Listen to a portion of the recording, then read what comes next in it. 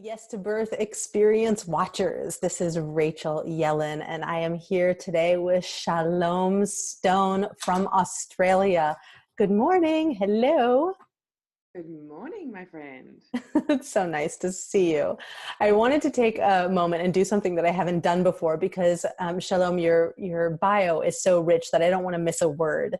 So I'm going to read it, which is, a generous and stimulating communicator, Shalome Stone creates luscious platforms to share inspired birth wisdom, bust through birthing stereotypes, and raise the vibration around birth. The founder of Rockstar Birth Magazine, the Rockstar Birth Radio podcast, and the international Rock Your Birth Academy, Shalome has a desire to shift the birthing scene from its focus on statistics and fear-mongering to a place of respect, integrity, and woman-centered sacred encounters. Through her own hospital and home birth experiences, Shalome came to realize that the power we need to birth does not come from a due date or a medical intervention. It comes from deep within, from a place of stepping up to birth, of an intuitive knowing that you feel in your body, and from the womb wisdom of the generations of women who have birthed before us.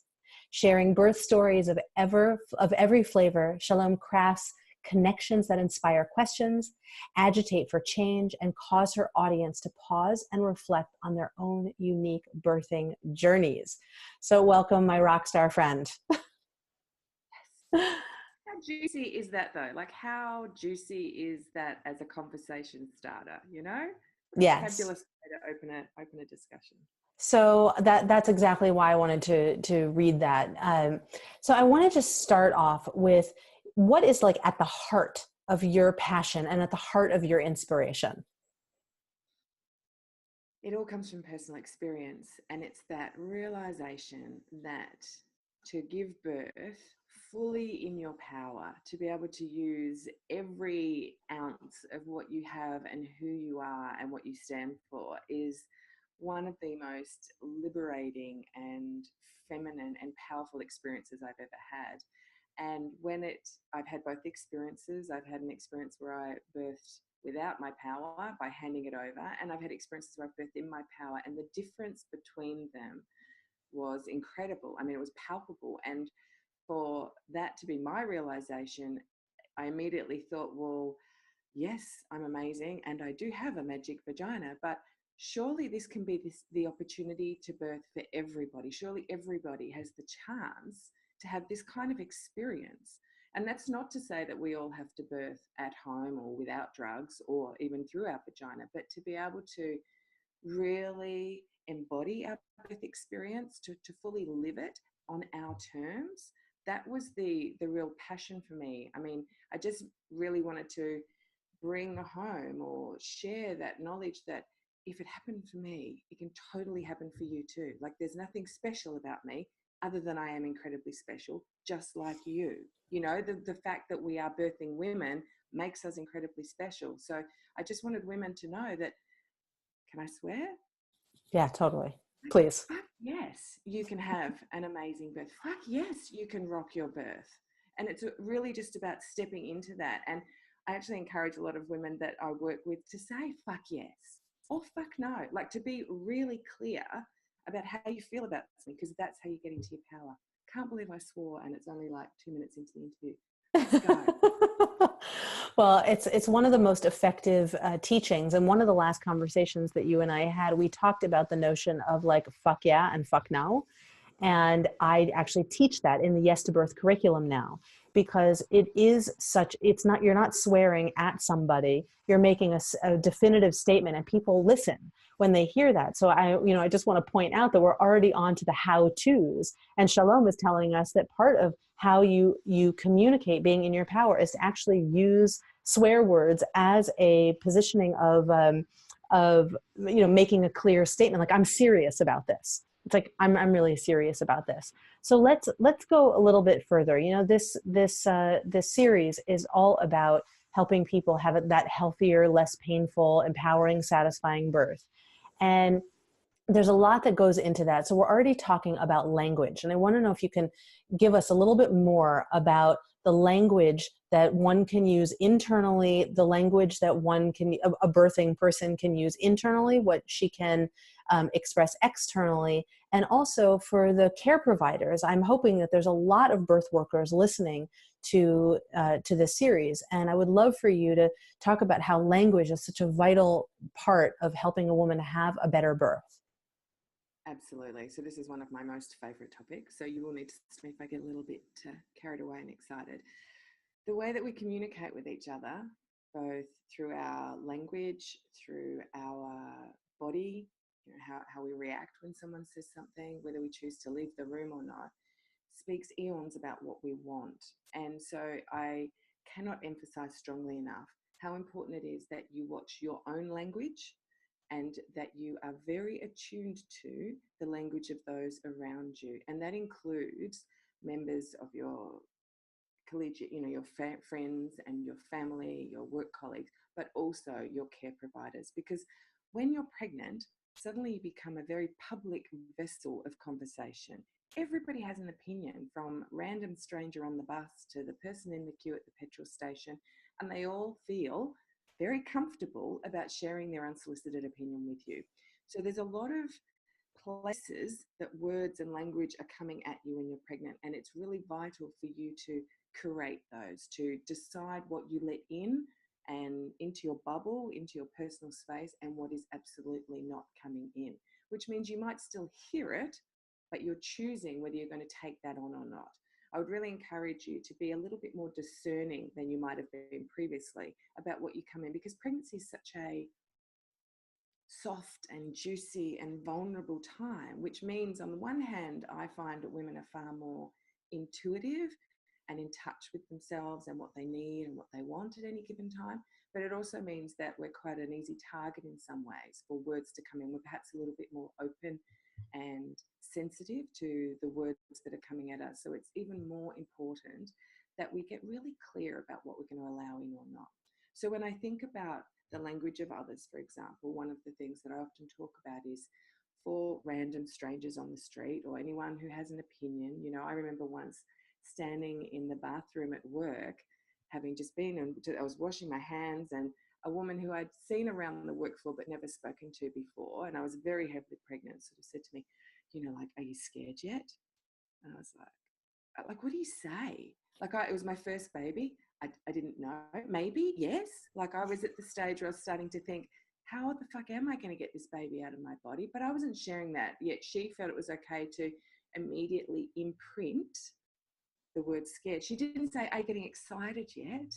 Well, you look amazing, but are you getting scared yet? Which comes with a very definitive tone and intention. So that totally wobbled me, like that threw me off. And it also set me up with the opportunity to think, hang on a minute, how am I going to decipher what I let in and what I don't? So I think being clear about when people start to just talk at you about your body and about your pregnancy, really think about any sort of almost invisible force shields that you can put up. You know, like, I want you to get your superhero up and be a little bit like, la, la, la, la, la, you know, like they're talking. You don't have to respond if you don't want to. If it's a friend or colleague or family member that you want to actually say something to, you can. But I think it's about, sometimes I talk about having a little script, which is, thank you very much for sharing your opinion, experience, cousins, sisters, dogs, mothers experience, you know, which you often hear about. I'm all good on my birth preparation front, thank you. You know, I don't need to hear anymore, or, you know, words to that effect. It's like, thanks for sharing, I'm all good. So that you're not actually taking it in to hear or to hear, which is where it's really important. So I think having a sense of a space that is surrounded by a impenetrable bubble, which you choose what comes in and what comes out, and possibly having a script for how you respond to that. It's so important what you're talking about, because what you just said is reinforces what what the mom herself, she's reinforcing that she is good. She's not trying to step forward in that moment and educate somebody else as to why what they're saying is problematic, and which is she could do that. But when pregnant women have to be mindful about where they're spending their energy, is this a place, right? Is this person on the bus? Is it worth it to spend my energy on this person on the bus who's, or the person in the washroom who's, trying to insert their fear onto me? So I really want to point that out extra, about not, it's not only the language, but the discernment of, do I spend my energy on trying to convince this person or educate this person, but saying like, oh, I'm like, thanks for sharing. I'm good. I love that. Yeah. Okay. I think it also applies to family members. You'll often get close, even your best friend might be of the opinion that, as soon as you walk in, you should take all the drugs because that's what she did and that worked for her. And so she might not be open to the fact that you're looking at using some techniques, or you want to have a birth in the water, or actually you've decided for your own reasons that you want to have a cesarean birth and you're going to have a maternal assisted where you want to help to pull your baby from your own womb. A lot of people would find a lot of that stuff confronting because it wasn't their experience, because they're traumatized by their own births. And so as a result, they still push that on you, and they can be people that are close to you. And again, I think it's okay to be discerning about, do I want to take this battle on? Am I comfortable with them recognizing that that's their experience? They're not currently open to me having a different one to that. And I just have to acknowledge that and choose the team I have around me. And when I say team, I mean that really specifically. Within that group, I'm talking not just about your care providers, which I'll chat about now, but also about who are the cheerleaders in your life, who are the supporters who are going to back you from your friends and your family and your colleagues in your birth choices. And actually, if you like, contracting your team of people that you're talking to about the decisions you're making about your birth as it comes closer is something that I find really valuable. So getting pretty clear about who's in the inner circle, right? Who's on the A team that you're sharing possibly the fears, possibly the excitement, the decisions you're making about who, when, where, in what gown you want to birth, rather than spreading it as far and wide as you might have told people that you were pregnant, for example. Get pretty savvy about who you're going to share that with, and choosing people who may not be the people you've shared some of your other life experiences with. It may not be the best friend that you go on all the summer holidays, or you go to the prom, or you went to the, or those rich life experiences. This might be one that you choose a different team for, and that's okay. So I think actually calling in the people who are really going to back you, and that can take a little bit of time to work out who they are, but calling them in is so important. So what would you say are some of the qualities that, that a pregnant woman would be looking for in her team? In terms of the team of non-birth professionals, so the people you have around you, I'd be looking for women who've had birth experiences that are similar to the one you're seeking. So, for example, if you're looking to birth in water, or you want a maternal assisted cesarean, or you want a home birth, find other women who've had those experiences. Tap into that rich vein of knowledge of the women who've birthed before you in that space. Learn from them. Garner their support, garner their knowledge, because all those little nuggets of information that they share with you, you may very well call on. And it's just so important, I feel, to have the widest, richest library of friends in that sense, friends with experiences. So I would really tap into women who had the type of birth before that you're seeking, or women who've had a birth experience that might have been really different to that, but can speak about it in empowering terms. Mm-hmm. So, for example, you might be planning a home birth. Your friend might have been planning a home birth and had to transfer to hospital for some reason, but she can still talk about that in a really positive, joyful, I owned that birth, I rocked that birth. Those were my choices. That was the decision I made at the time with the support of my birth team. There's so much empowerment in understanding from that experience, for example, how they communicated with their team, how they made sure their needs were still being met. how they made sure that the birth still felt, the energy of that birth experience was still similar in keeping to what they had been hoping for when they planned a home birth. And I guess that leads me on to why your care team is so important, because we can talk a lot about the people we see on a day-to-day basis, being our family, friends, colleagues, lover, etc. But the people that we are formally engaging in our birth is so important, that they are on the same page as you. And often what happens in our society, birth is a medical event. Birth is chaotic, birth is risky, birth is dramatic. You know, everything we see on the television and many of the birth stories we hear are along those lines. And so as a result, it's not uncommon for us all to immediately think that our only options are to birth in hospital, and immediately think that we're going to need an OBGYN there to make sure that it's all okay. And the one thing I want to say crystal clear, the only thing you take away from today, I want you to remember, is that you are the expert in your birth. No other person on the planet, nobody. You are the expert in your birth. It is your body. It is your baby. It is your experience. And so choosing the people who are going to support you in that is really important. So I want you to think about, what are all of the care options that are available? Just because all of your friends went to that hospital and chose that doctor does not mean you have to do that. Like, for fuck's sake, let's really open up the opportunity here and say, what is it that I want? Do your research. Find out who's about in your area. Find out who are the private midwives. Find out who are the doulas. Find out who are all of the birthing centres and home births and hospital births and OBGYNs that are available.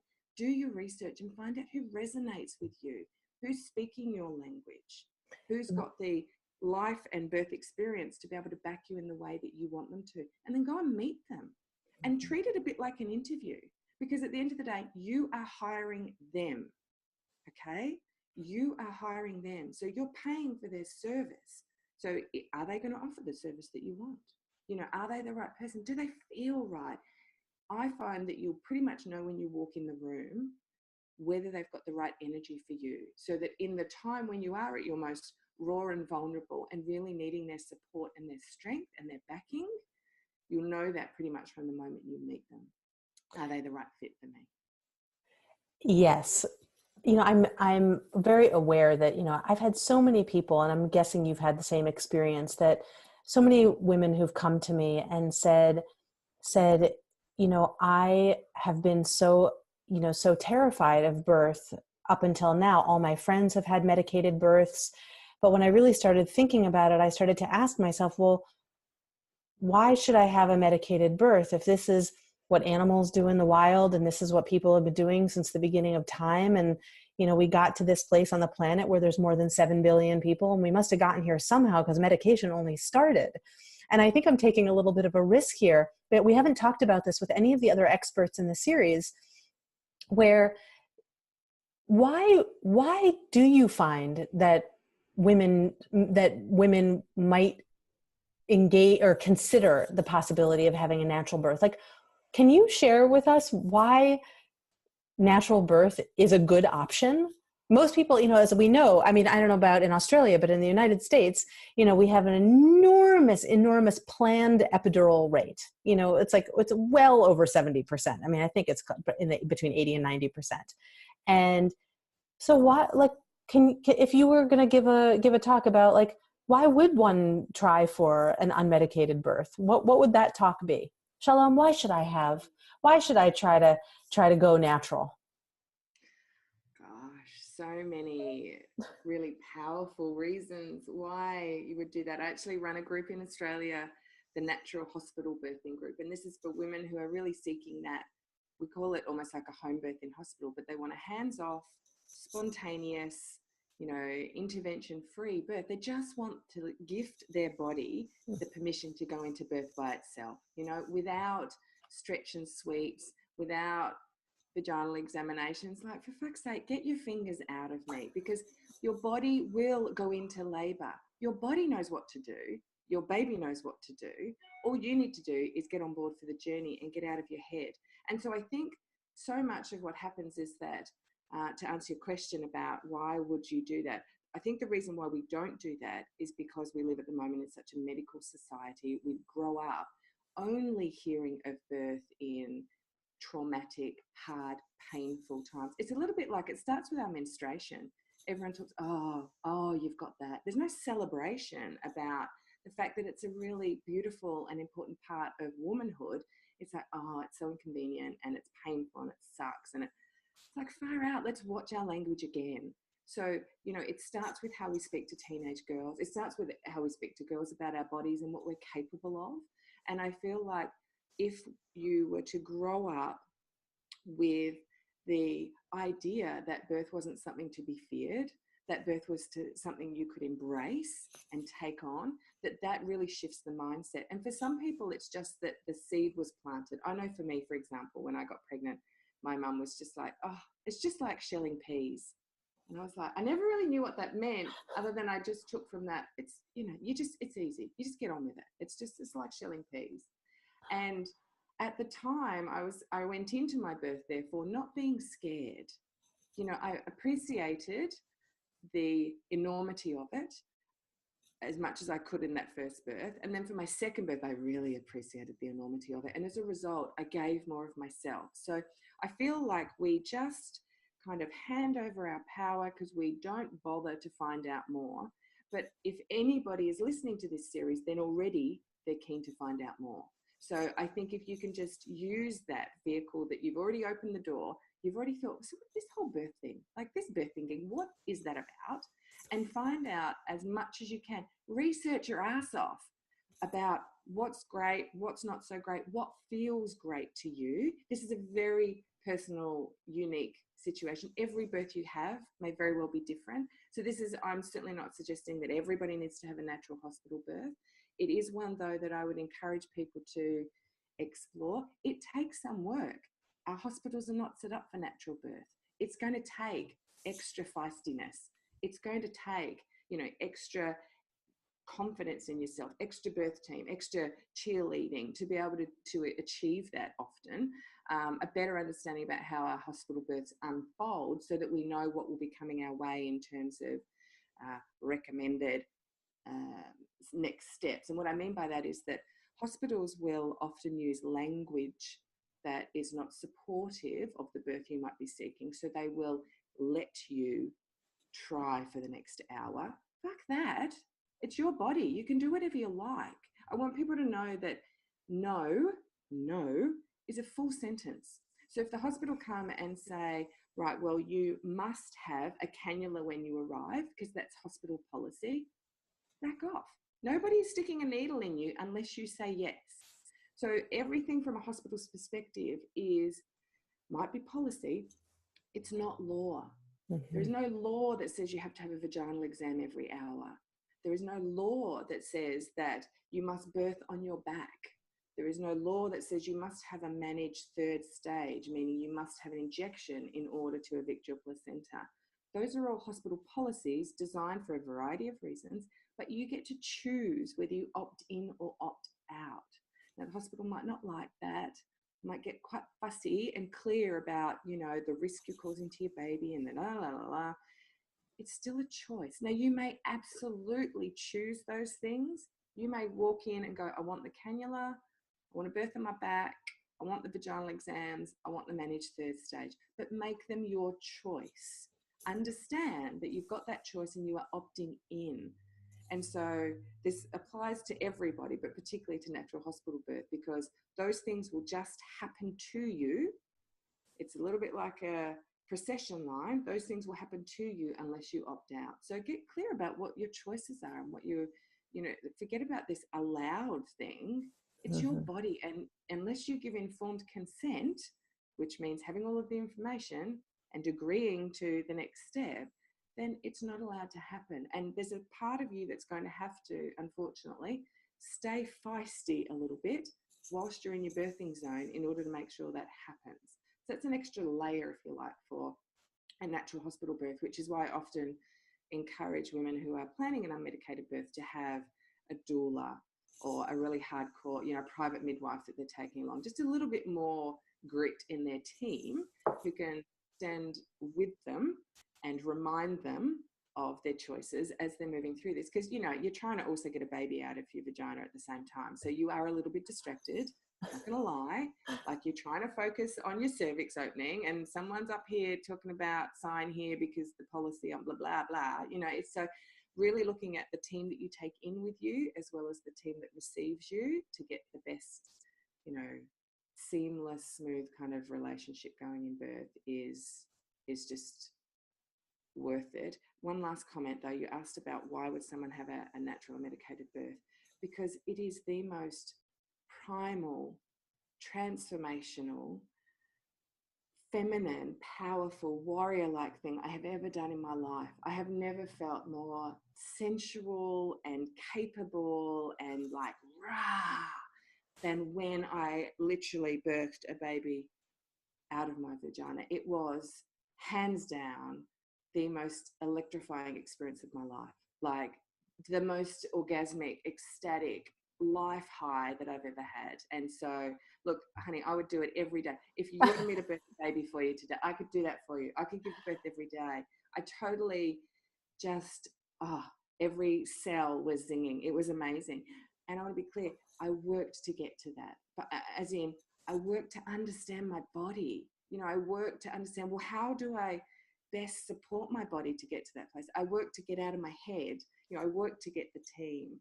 I worked to understand that physiology of birth and how to communicate with hospitals should I need to. So it's unfortunate that we have to work towards the type of birth we want. It's unfortunate because it can be a bit of a fight and you wish that it would flow more, but it's also fortunate because it really gives you that opportunity to step into your power, to assert yourself in your birth and your sovereignty, you know, like to really embody, this is what I want. I am not wavering. It's amazing. You know? I asked you that question about why would somebody, you know, want to have a natural birth. And I was thinking about all these other like physiological reasons and just, you know, and you gave me the best answer. That's, you know, so in another episode, when I do my own interview, you know, our listeners will hear, I'll talk about the physiological parts to that, but you gave this answer that is so vitally important in terms of what your emotional and psychological experience and how that contributed to not only you stepping into your motherhood in a particular way, but also my guess is reclaiming any previous power that had been lost, that you had given away or had been taken away from you. That's what I'm getting. Is that so? Absolutely true. It was Yeah. the most reaffirming, assertive, wow, like, yeah, I'm back. Like, when I'm Yeah. fully in my body and fully grounded, this is what I'm capable of. And I mean, like, I birthed new life, right? Like, we talk about birth, like, oh, what was the baby? How much did they weigh? How long were they? Who gives a shit? The baby rocks. But I fucking pushed it out.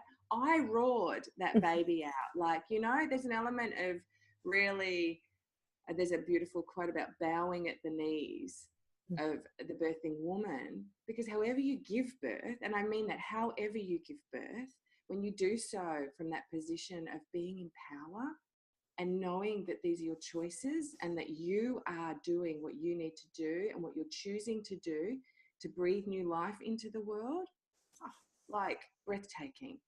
The biggest Totally. high, the most incredible transformation. And that's what really drives my passion for sharing stories. Is it's not that I'm the expert in birth or that anybody else is. We come with information and knowledge that we can share, and we encourage you to really feed on that and follow the trail of things that intrigue you. So if there was a little piece of information that I shared today that you went, oh, hello, what's that about? I'm going to find out more about that.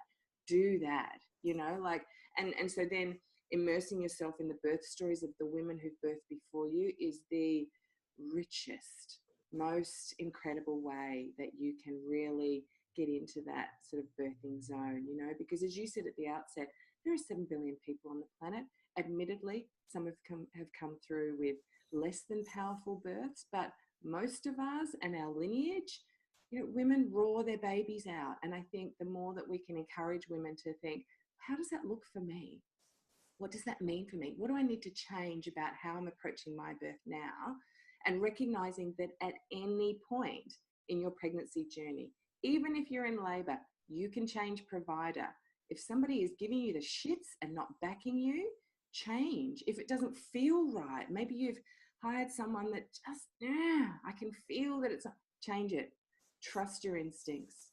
You know, if you're getting that sense that I just feel like I want to do a program, I want to do a course, I just feel like I need that kind of more formal, that fucking do it. Don't question it, just do it. So really feeling into your instincts in that sense. And for me, that's all about how you will move every day that little bit step closer to really getting that birth that feels right for you, the birth that you will rock. I love it. Tell us about Rockstar Birth Magazine and what we would find, you know, how we can get it and what we're going to find in it. So there is a very new platform for the magazine coming out. It might be out now, so check it out. But essentially what's going to be happening is every fortnight, there is going to be brand spanking new. Americans don't know what a fortnight is, just so you know. Can you tell us what no, we don't use that word. Go ahead. So every 2 weeks, twice a month, on the full moon and the new moon, we're going to be releasing a new issue of Rockstar Birth Magazine, digital issue. So it's going to be online and you'll be able to access it, read it free. It's going to be juicy and beautiful and empowering and full of births of every flavor.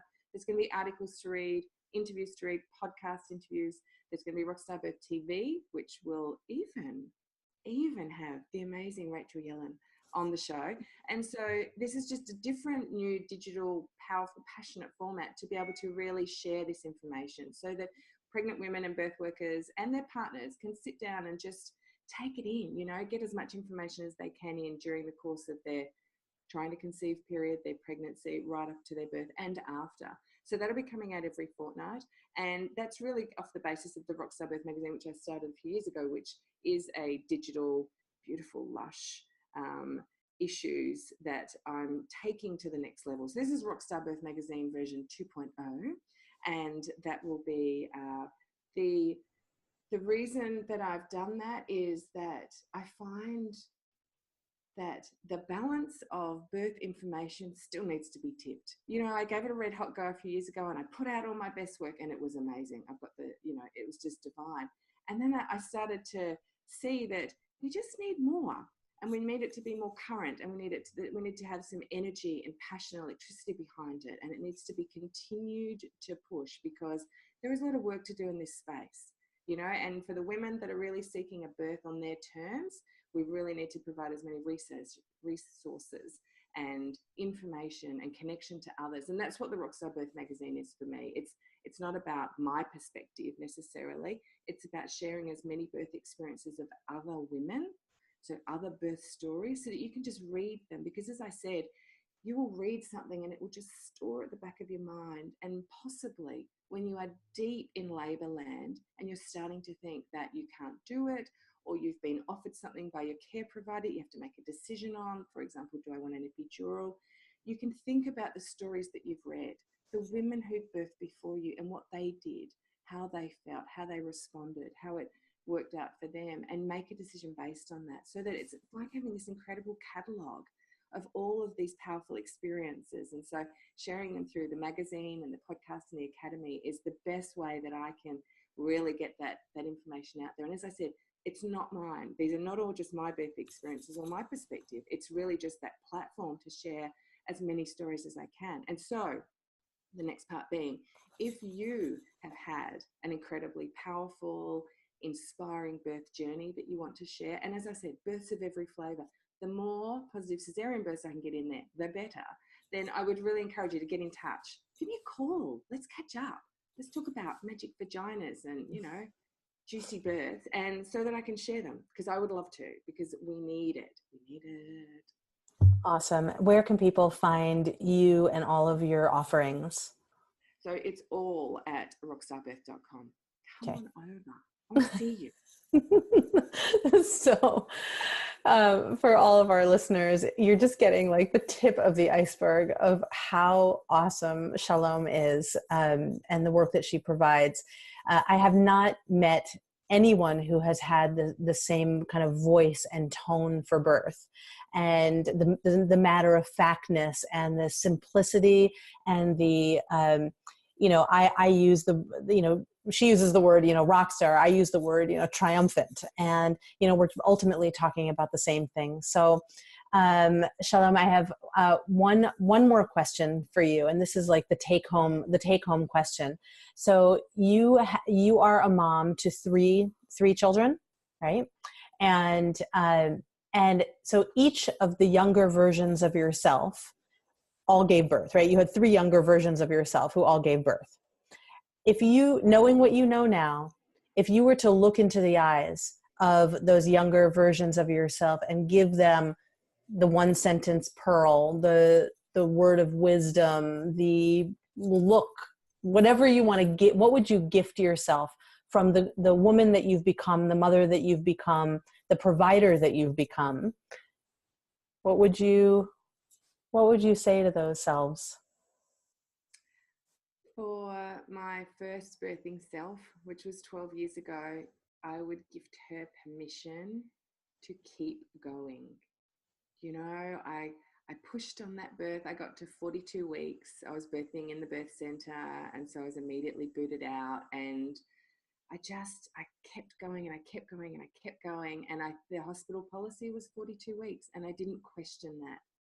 I didn't say, well, can we come in tomorrow? Can I just do one more day of monitoring? I just went, okay, well, we got to 42 weeks, that's it. And I literally, because I was moving from the birth center to the hospital, I literally turned out and said, tell me what to do. And they did, and I was induced, and there was epidurals, and episiotomy scissors were being unwrapped, and I was in stirrups. Like, it was the furthest thing from my birth experience than I wanted. And whilst that has led on to the journey for me to have 2 home births, and, they were triumphant, I think that just back then, if someone had just whispered in my ear and said, it's okay to say no. If you trust in where your baby's at and your body, it's okay to say no. It's okay. I'm not coming in tomorrow for an induction. I'm just not going to turn up, and I didn't know that. I didn't know that was allowed. I didn't know I could birth at home back then. So it led on to some beautiful journeys. But I feel like if someone had just whispered in my ear and said, you can keep going, I didn't know I could, and of course I could, because my body could, but I didn't know that I didn't know I could step outside the system and say, it's okay to keep going. Women give birth after 42 weeks. You could absolutely choose not to as well, and that's your choice. But I didn't feel like it was a choice. It was like, there's an appointment at 8 a.m. and you'll be there. I went, okay. Yeah. So I would just give myself some permission to just, a couple of extra days, a couple of extra weeks if needed, to just trust in my body and intuitively check in and say, do I need to go in now? Is it time? Yep. Yeah. Powerful times. Yeah. Thank you. Thank you so much for that. It's so beautiful. And thank you for that beautiful close. I love all of the things you say. And we should point out, to be fair, that it is 6 a.m. in the morning here, and I'm just rocking this beautiful bed here, you'll notice. So you may think that you got me at my most, energetic and zaniest, but there was a little bit of rolling out of bed and coming here just so that I could be part of this incredible movement. Well, your energy is infectious, and we've had your girlfriend in the background there, that scrumptious woman behind you who is so in her body, and she's amazing. She's so in her body, and she is the embodiment of, like, I got this, like, with her big throne chair and and her monkey, I think that is. It's really, she's totally owning it. And so this is what I want you to be thinking of when you go into birth. And I say this sometimes, I want you to be the Beyonce of birth. Right? I want you to walk in like the queen. And it's like, so when people come in and say, we're going to do this, it's like, no, honey, no, I will decide what's going to be done. Yeah. Okay. That's what you want to do. You want to really bring out your inner Beyonce. Totally. That's awesome. All righty, my love. Thank you for being here. What a treat and a gift. And I hope that all of you yes to birthers will go to rockstarbirth.com and check out all of Shalome's work and the people that have contributed, and be inspired, because that is inspiration goes a really long way to empowerment and to, speaking up for yourself and being the Beyonce. That's our takeaway. Just be the Beyonce of your birth. We'll see you again soon. Thanks for being here. Lots of love to you all. Bye. You're a part of the Yes to Birth movement. Please visit yestobirth.com to learn more about my pregnancy, birth, and beyond audio relaxation program, my childbirth education and techniques programs, and my private counseling and coaching. Yes to Birth. I'm Rachel Yellen. Bye.